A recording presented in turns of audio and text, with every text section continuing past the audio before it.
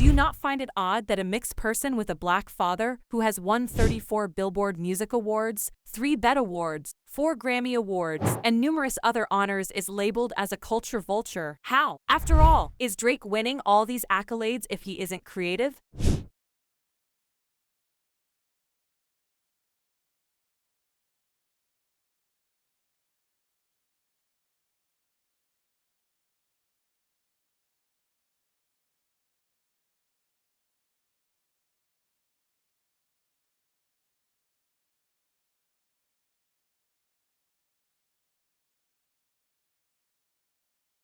Well, Drake is once again getting slammed for being a culture vulture. And the origin of the recent blast stems from the Kendrick Lamar beef, where Drake shamelessly used Tupac Shakur's AI voice in a diss track. Now, I know that Drake did not mention Biggie or use Biggie's voice in the beef, but somehow people also still drew comparison to both Biggie and Tupac, saying that Kendrick and Drake were trying too hard to chase the energy of Biggie and Tupac. And because of that, Biggie was also catching strays. Apparently, Biggie's mother was livid that once again, her son was being dragged into unnecessary drama with all this narrative of Drake being a culture vulture. But is Drake truly a culture vulture? Honey, best believe that he has heard y'all's comments about him being a culture vulture. And guess what? He actually responded to who he specifically called haters.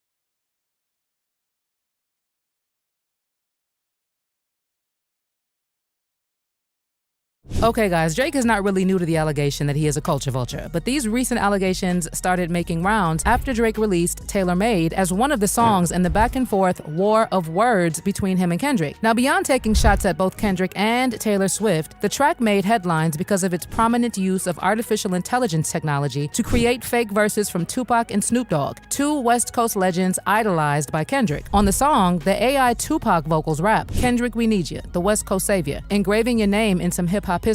If you deal with this viciously, you seem a little bit nervous about the publicity." For some reason, Drake thought it'd be okay to use Tupac's synthetic voice in his song without asking permission from Pac's estate. But soon after the song's release, Tupac's estate sent a cease and desist letter demanding that Drake take the song down. In the letter, an attorney said that the estate was deeply dismayed and disappointed by Drake's unauthorized use of Tupac's voice and personality. The estate actually called the use of Tupac's AI vocals a flagrant violation of Tupac's publicity and their legal rights, as well as blatant disregard of the legacy of one of the greatest hip-hop artists of all time. In fact, they also added that it's not something the estate would ever have given approval of. In addition, the estate argued that the song had caused substantial economic and reputational harm by creating the false impression that the estate and Tupac promote or endorse the lyrics of the sound-alike. Contrary to that, they actually called Kendrick a good friend to the estate, who has given nothing but respect to Tupac and his legacy publicly and privately. The letter also highlighted that Drake himself has made previous objections to the use of his own likeness by others. And other than the drama that involved Heart on My Sleeve, which was quickly pulled down from the internet, the letter also pointed to a lesser-known federal lawsuit in which Drake's attorneys accused a website of using his image without authorization. They were also demanding that Drake provide a detailed explanation for how the sound-alike was created and the person or company that created it, including all recordings and other data scrapped or used. Then they concluded by saying, if you comply, the estate will consider whether an informal negotiation to resolve this matter makes sense. If you do not comply, our client has authorized this firm to pursue all of its legal remedies, including, but not limited to, an action for violation of the estate's copyright, publicity and personality rights and the resulting damages, injunctive relief, and punitive damages and attorney's fees. Well, as soon as he was hit with this cease and desist, the song was scrubbed from Drake's Instagram page and from his X account. But like I said, said, the fact that Drake used Tupac's AI voice made a lot of people say that Kendrick and Drake were trying too hard to chase the energy of Biggie and Tupac. And while people were talking about the song, the beef between Tupac and Biggie started making rounds again. And as usual, not everyone was kind with their words. Baby, if it was up to Miss Valletta Wallace, she would rather not have people bring up her son every minute, because she is already going through enough trying to figure out who unalived him. But you know what? The bigger conversation wasn't even about that. It was about how Drake just won't stop being a culture vulture. Child, one of the things that has been said about Drake being a culture vulture is that for whatever reason, he has always been in the right place at just the right time to catch the wave of a new artist's rise to fame and feature on their remix. Yes, the remixes have been beneficial to upcoming artists, but we also can't deny that most of the time Drake is often the greatest beneficiary of the attention these artists and singles receive. Then there's how Drake apparently also inserts himself in trending sounds just for the sake of staying relevant. For instance, in 2014, Drake inserted himself into the fold of grime. But when the buzz was no longer there, in 2018, he hopped onto Afrobeat. Then in 2020, he began attempting to make UK drill, and his 2022 project, Honestly, Nevermind, featured production by Amapiano producers. And can I just also mention the various accents? I mean, at one point, Drake could be having a Canadian accent, a British accent, a Jamaican accent, or literally any accent that suits whatever he is trying to sell at the moment. And all these accents have also made people conclude that there's basically no originality when it comes to Drake, and have further stamped the culture vulture title on him. Baby, I always say that when celebrities are saying the same things fans have been saying, then maybe there could be some truth to whatever they are saying. And this is exactly what has also happened with Drake. I mean, Earl Sweatshirt posted and then deleted in response to Drake posting Kodak Black's Skirt on episode 6 of OVO, Sound Radio on Beats 1, and vibing to his song, No Hipster Nothing. Drake can be a bit of a vulture on young rap ninjas, and I don't want Lil Kodak to be a Vic of it. In addition, a rapper from the UK named Wiley also referred to Drake on social media as a culture vulture. And when Drake was asked about that comment, he said he will never understand how supporting someone's song or going a step further and giving them a song is not viewed as something admirable. As a matter of fact, the allegation that Drake is a culture vulture is something that Kendrick Lamar also highlighted. In his track, Meet the Grams, Kendrick accused Drake of harboring a secret daughter and of having a series of addictions to gambling, alcohol, hard substances, intimate activities, and heavy spending. Kendrick also brought up the allegation that Drake is a PED, which is something that has been said a few times over the years.